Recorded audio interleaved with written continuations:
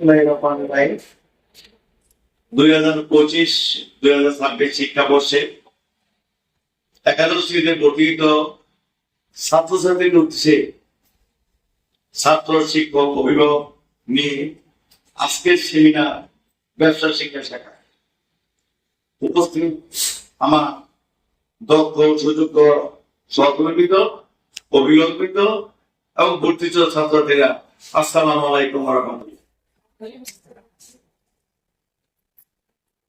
আপনাদের অনেক চেষ্টার পর এবং এখানে অনেক ছাত্রছাত্রী আছে যারা যখন থেকে বুঝের হয়েছে অর্থাৎ 3-4 পড়েছে তখন থেকে তারা মনে মনে লালন করেছে যে বড় হয়ে যখন কলেজে পড়বো ডক্টর মোহাম্মদ মোশাররফ কলেজে পড়বো। কারণ তারা বড় ভাইয়ের কাছে শুনছে, বাবা মার কাছে শুনছে, প্রতিবেশীর কাছে শুনছে যে ডক্টর মোহাম্মদ মোশাররফ কলেজে ভালো পড়াশোনা হয় এবং এই এলাকার সবাই স্বীকৃতি দিচ্ছে যে ডক্টর খন্দকার মোশাররফ কলেজ ভালো কলেজ, ভালো লেখাপড়া হয়। ডক্টর খন্দকার মোশাররফ স্যার প্রতিনিয়ত খবর রাখেন এবং লেখাপড়ার মান উন্নয়নে উনি সর্বদা সচেষ্ট। এবং শুধু আপনারা এলাকাবাসী বলছেন না, কুমিল্লার শিক্ষা বোর্ড আমাদেরকে 1-2-3 বার স্বীকৃতি দিয়েছে যে ডক্টর মোশাররফ কলেজ ভালো কলেজ। তো সুতরাং সেই কলেজে ভর্তি হওয়া আসলেই ভাগ্যের ব্যাপার, কারণ আমাদের ভর্তির জিপি সবসময় থাকে ঊর্ধ্বগামী। অনেকে জিপি এর কারণে আবেদন করতে পারে না, সেই যে তাদের কি যে কান্না আমি শুনি। কিন্তু যে কাজ জিপি দেওয়া থাকে তার নিচে তো আবেদনের সুযোগ থাকে এবং অনেকে আবেদন করেও ভর্তি হইতে পারতেছেন কারণ তার যাদের জিপি ভালো তাদের নামই আগে আসে। তো যাই হোক, যারা ভর্তি হয়েছ তোমাদের জন্য সাধারণ সম্ভাষণ জানাচ্ছি। তবে যেখানে ভালো ভালো কলেজ, ভালো রেজাল্ট, পরিশ্রম কিন্তু ভালোই করতে হয়। লেখাপড়ায় যদি আমি ভালো করে মনস্থির না হই, যদি আমি ঠিক মতো ক্লাস না করি, কলেজে না আসি, তাহলে তো আপনি ভালো ছাত্র হবে কিভাবে? ভালো রেজাল্টের সংজ্ঞা হইল আমি বাসায় সকাল সন্ধ্যা পড়তে বসি, নিয়মিত কলেজে আসি, মনোযোগের সাথে সবগুলো ক্লাস আমি অংশগ্রহণ করি ক্লাসে, এরপরে পরীক্ষার জন্য আমি প্রস্তুতি গ্রহণ করি, আমি ভালো পরীক্ষা দিই, ভালো রেজাল্ট করি।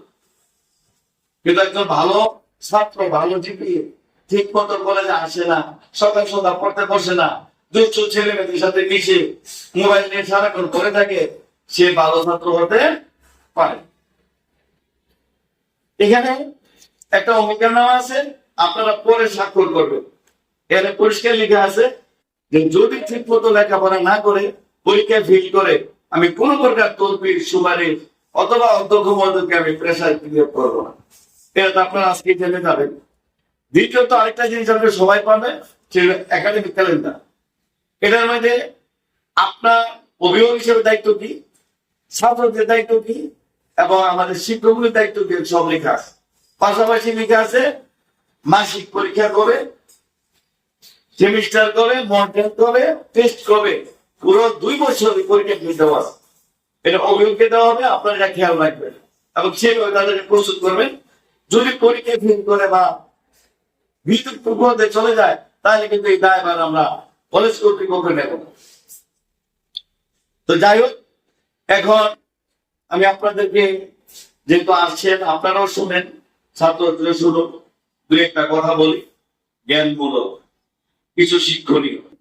সেটা হলো, ধরেন প্রথমে বলছি ভারতের ডারউইন যে চিড়িয়াখানা আছে সেখানে 3টা মূর্তি আছে গেটে। একটা মূর্তি চোখ বাঁধা, একটা মূর্তি মুখ বাঁধা, আরেকটা মূর্তির মধ্যে 2 কান নেবে, 2টা আঙুল ভিতরে। এটা তাৎপর্য হলো আমি চোখে খারাপ কিছু দেখবো না, মুখে খারাপ কিছু বলবো না, কানে আমি খারাপ কিছু শুনবো না। তাহলে আমি চোখে খারাপ কিছু দেখলাম না, মোবাইলে আজে বাজে জিনিস আছে দেখলাম না, অনেক রকমের বিভিন্ন জায়গায় বিভিন্ন শো হয় দেখলাম না, খারাপ সিনেমা দেখলাম না, খারাপ নাটক দেখলাম না, খারাপ কোনো কিছুই আমি যেটা আমার বিবেকে বললে খারাপ সেটা আমি দেখবো না। আমি মুখে খারাপ কিছু বলবো না, এবং যারা খারাপ কিছু বলতেছে আমি তাদের কথাও শুনবো না। তাহলে আমি ভালো দেখবো, ভালো বলবো, ভালো শুনবো, তাইলে আমি কি হব? ভালো মানুষ হব। এটাই ইভেন্টে বলে it is important, it is to be important, but it is more important to be important. একজন ভালো মানুষ হওয়া অনেক জরুরি। আসার আখ্যানও দেখে আসলাম, মহেশখালীতে এক ভাই তার ভাই আপন ভাইয়ের পা কেটে বিষে উল্লাস করতেছে। সমাজ আমাদের কত নিচে নেমে গেছে কল্পনা করা যায়? এটা ভালো মানুষের কাজ?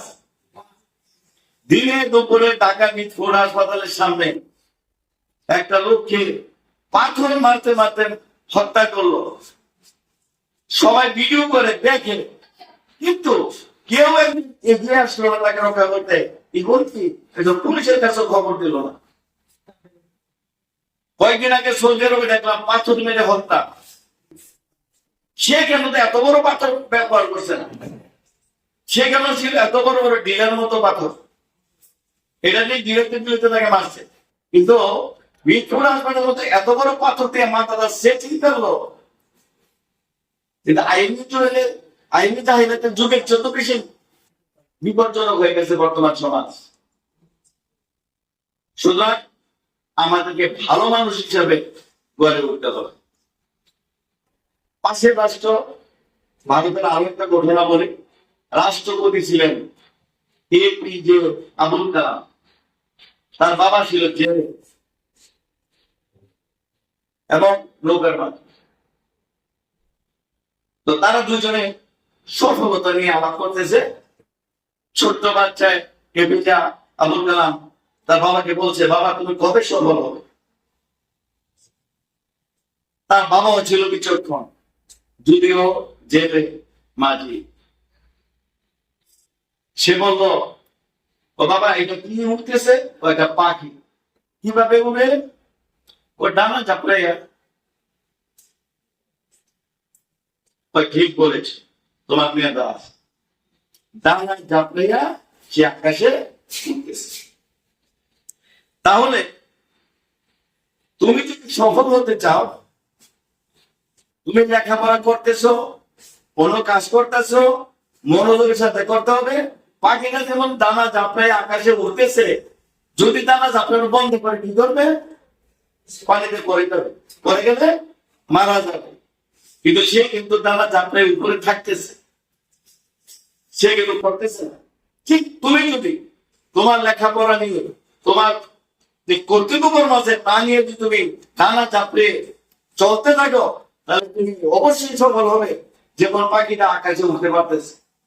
আর যদি তোমার মেধা আছে, যোগ্যতা আছে, লেখাপড়া করার, কাজকর্ম করার তোমার সুযোগ আছে, সুযোগ থেকে তুমি কাজকর্ম করলে না, পাখির মতো ডানা ঝাপড়াইলে না, পাখিটার ডানা ঝাপড়ে পানিতে পরে মারা যাবে।